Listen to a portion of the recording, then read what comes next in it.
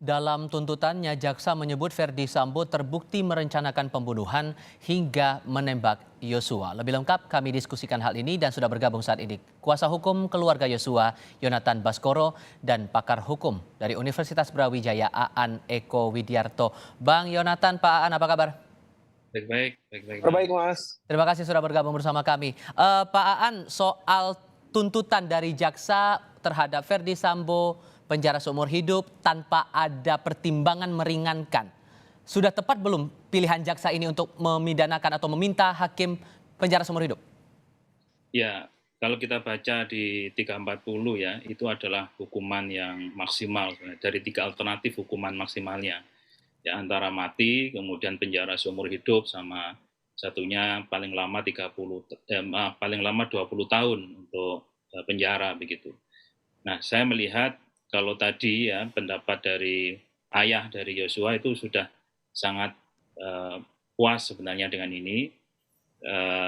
Tapi memang kalau dari sisi hukum ya, dengan perkembangannya ada, ya sebenarnya ini sudah menurut saya sama saja antara hukuman seumur hidup dengan hukuman mati. Karena apa? Karena kalau dijalani secara konsisten, ya hukuman seumur hidup itu ya nanti selesai hukumannya kalau sudah meninggal dunia begitu. Ya, hukuman Sekalipun mati, posisi memberatkannya itu ada beberapa poin yang terbilang cukup intens begitu. Tindakan membuat keresahan di masyarakat, tidak pantas dilakukan seorang perwira tinggi Polri, mencoreng institusi sampai membawa banyak personel polisi ikut terlibat dalam rencana skenario itu. Jadi menurut ya, Anda tetap cukup dengan dituntut seumur hidup saja? ya, bukan soal cukupnya ya. Kalau cukup kan ada yang masih maksimal gitu ya. Tapi ini sudah sangat berat yang diberikan. Ya apalagi ya kalau saya melihat dalam konstruksi semua putusan mulai dari yang FS kemudian Kuat dan Ricky Rizal, ini saya melihat sama yang seperti yang disampaikan oleh Pak Menko Polhukam di awal-awal perkara dulu ada, yaitu ada berisiko hierarki dan berisiko politis di sini. Nah, sehingga saya melihat perannya RR dan Kuat itu karena keterpaksaan ya dalam tanda kutip, tapi tidak masuk ke dalam alasan pembenar maupun alasan pemaaf, tidak. Sehingga tetap dituntut dengan 8 tahun itu. Tapi mengapa kok agak ringan begitu dibandingkan dengan yang Sambo? Ya saya melihat itu tadi karena psikohierarkinya gitu. Yang satu karena perintah ya ada hubungan antara atasan dan bawahan sehingga mungkin jaksa melihat ini sulit menghindari. Nah, dengan dituntutnya Sambo ini adalah seumur hidup, ini menunjukkan bahwasanya risiko hierarki itu oleh jaksa ingin diputus dengan menunjukkan bahwasanya Sambo pun dikasih yang maksimal. Karena kemarin banyak juga yang estimasi kalau 8 nanti Sambo akan dapat 16 gitu, 2 kali lipat. Kan begitu kan estimasinya begitu. Tapi ternyata jaksa tidak sampai ke situ, tetap menggunakan yang seumur hidup gitu. Tapi Ibu almarhum Yosua, Bang Yonatan tampaknya tidak terlalu puas ya, berharapnya pidana mati begitu? Ya, jadi Pak Jonathan itu. Bang Yonatan silakan.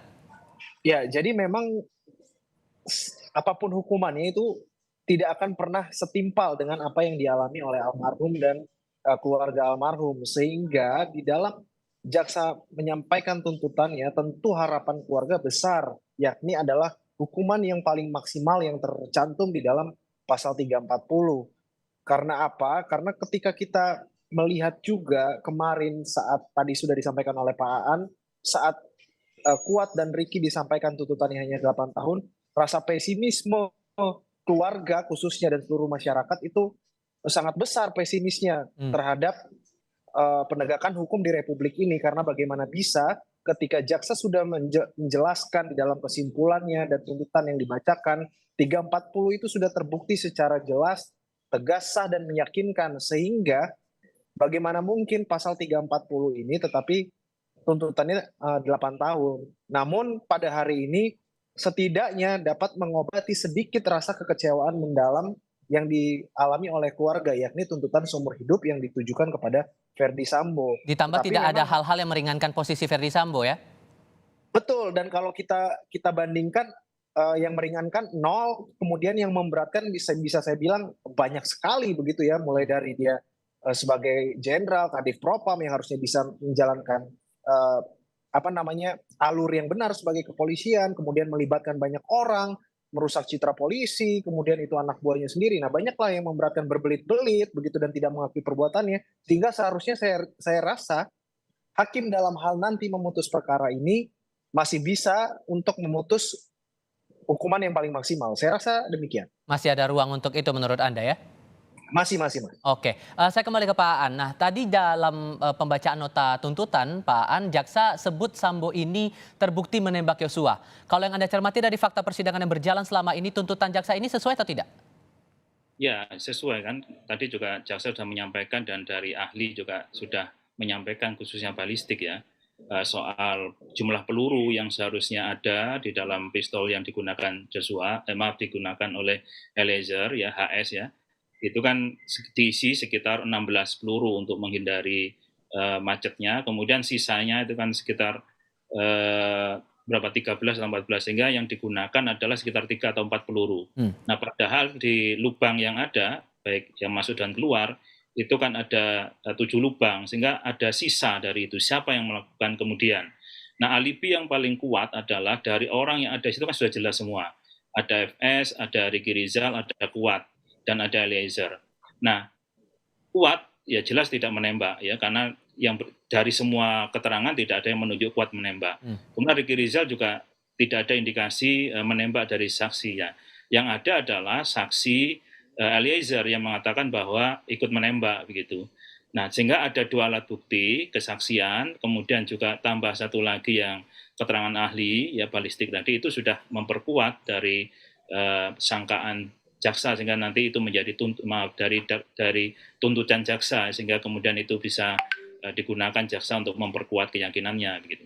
Sekalipun kemudian Verdi Sambo dalam beberapa kali persidangan menyampaikan bahwa dia mengaku tidak ikut menembak Yosua. Ya, tidak penting pengakuan dari terdakwa ya, karena pengakuan terdakwa itu kan hanya untuk dirinya sendiri ya. Hakim itu mendasarkan pada alat bukti.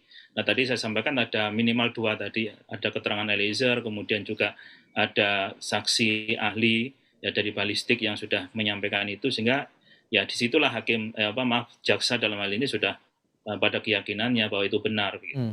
Oke, kalau begitu dalam perjalanan sidang saat ini termasuk dalam tuntutan, Bang Yonatan, menurut Anda bahwa soal unsur-unsur pembunuhan berencana ini sudah terbukti atau tidak menurut Anda?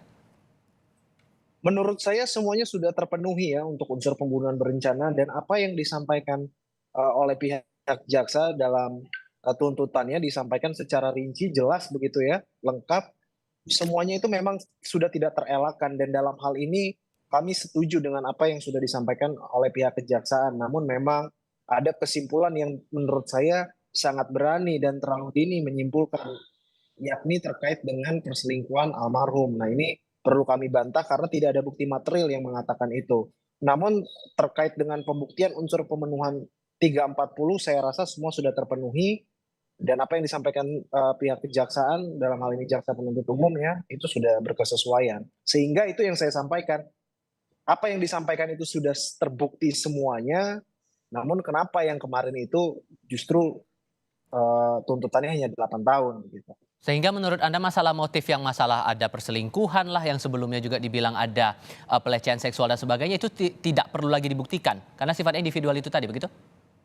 Ya, itu betul Mas. Jadi dalam kita memenuhi unsur 340 ini, kita tidak bergantung kepada motif, karena motif ini sebetulnya tidak perlu dibuktikan. Yang perlu dibuktikan itu adalah unsurnya. Justru kami memang mendorong kalau memang ada motif di belakang ini, yang pelecehan itu kan sudah tidak mungkin. Perselingkuhan juga keluarga menentang, kami pun juga menentang karena tidak ada bukti. Justru harus digali jauh lebih dalam, apakah ada motif-motif yang lain. Kalau memang betul mau mencari motif, tetapi dalam hal pemenuhan unsur pembunuhan berencana, itu tidak penting untuk terkait dengan motif. Nah, menurut Anda Pak Aan, soal unsur-unsur pembunuhan berencana, Anda sepakat juga itu terbukti? Ya, sepakat. Tadi sangat jelas sekali ya, jaksa menguraikan mulai dari unsur kesengajaan, di sana ada William dan Witten, kemudian juga dari unsur waktu, rencana, tempat, kemudian tenangnya, ya, sampai kan alasan jaksa ini kan masa mau membunuh kok mau bulu tangkis dulu, itu kan betapa tenangnya, ada jarak, ada jeda waktu lah begitu, dan semua oleh jaksa itu sudah terurai dengan baik. Saya setuju dengan Mas Yonatan bahwasanya ada satu hal yang saya juga kaget ya dari perkembangan sidang yang ada. tiba-tiba kesimpulannya jaksa ada motif yaitu perselingkuhan. Nah, ini sangat aneh sekali. Kenapa? Dalam persidangan tidak pernah itu disinggung secara langsung, ya. Kemudian juga dari Putri sendiri dan bahkan FS sendiri meyakini ini bukan lain adalah pemerkosaan begitu. Nah, sehingga kalau ini dikuatkan oleh jaksa, sebenarnya konstruksinya nanti akan berubah, ya. Bahkan bisa menempatkan PC sebagai aktor intelektual bahkan kalau sampai ini. Kenapa? Karena intensinya kalau perselingkuhan itu yang paling diuntungkan adalah PC-nya gitu, agar nggak diketahui kan gitu kan. Akhirnya Verdi Sambo lah yang kena hoak dari istrinya begitu. Sebatas pengaruh pada nanti tuntutan PC atau bisa juga berpengaruh pada putusan nantinya untuk Verdi Sambo? Ya, kalau itu nanti kan di putusannya ya. Kita mau dulu nanti ini besok untuk yang PC mau dikonstruksikan seperti apa di tuntutannya. Hanya ikut serta juga sama dengan yang lain, ya, Kuat sama Ricky Rizal, ataukah juga mau dipersamakan sebagai aktor intelektual. Nah, ini yang perlu kita lihat besok di jaksa. Oke, masalah motif nanti ini bisa dikuak lagi kah kalau dari yang Anda tangkap sepanjang persidangan hari ini dalam tuntutan esok hari, Pak Aan? Ya, sebenarnya kemarin kan muncul waktu di Kuat ya. Kemudian besok itu kayaknya tadi hakim menyampaikan masih ada pembuktian, maaf bukan besok, minggu depan ya, masih diberikan kesempatan untuk melakukan pembuktian dari pihaknya FS begitu. Plus nanti akan dilakukan pledoi atau pembelaan.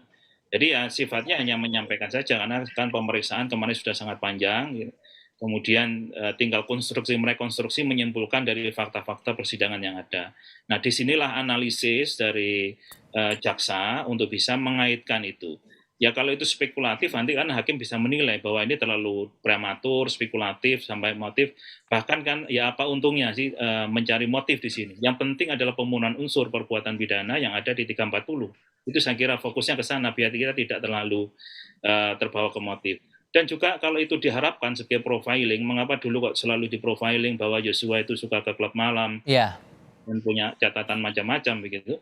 Nah itu kan ingin meringankan sebenarnya.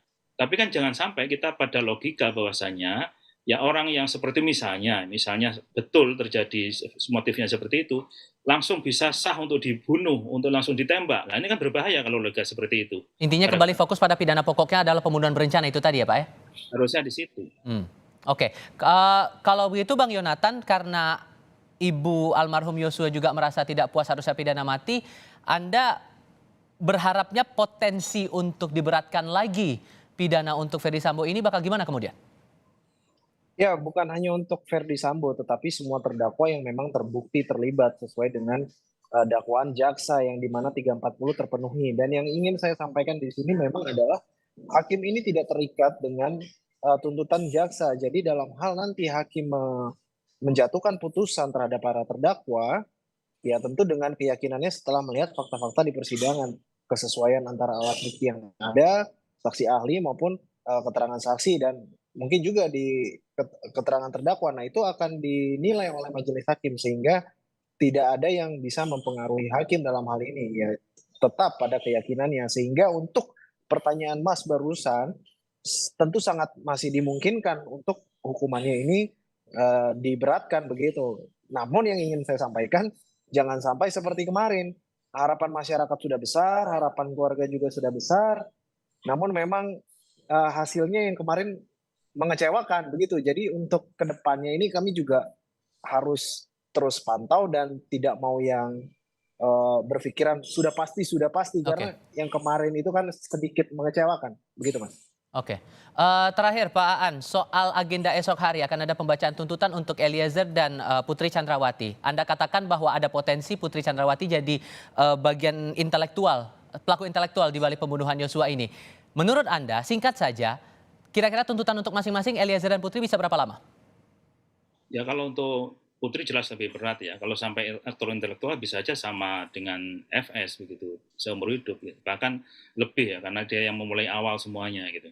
Nah kalau untuk yang Eliezer jelas, karena sebagai GC nanti akan dapat keringanan begitu, dan itu sudah ada rekomendasi dari LPSK. Nah tentunya dari keringanan penjatuhan pidana inilah yang nanti akan bisa mengurangi, bisa dengan pidana percobaan misalnya, bisa pidana bersyarat khusus atau penjatuhan pidana yang paling ringan di terdakwa lainnya. Baik, yang jelas Verdi Sambo sudah dituntut seumur hidup, Ricky Rizal dan Kuatmaruf dituntut masing-masing 8 tahun penjara. Pak Aan terima kasih, Bang Yonatan juga terima kasih sudah bergabung bersama kami di Kompas TV hari ini. Sehat selalu untuk Anda berdua. Terima kasih.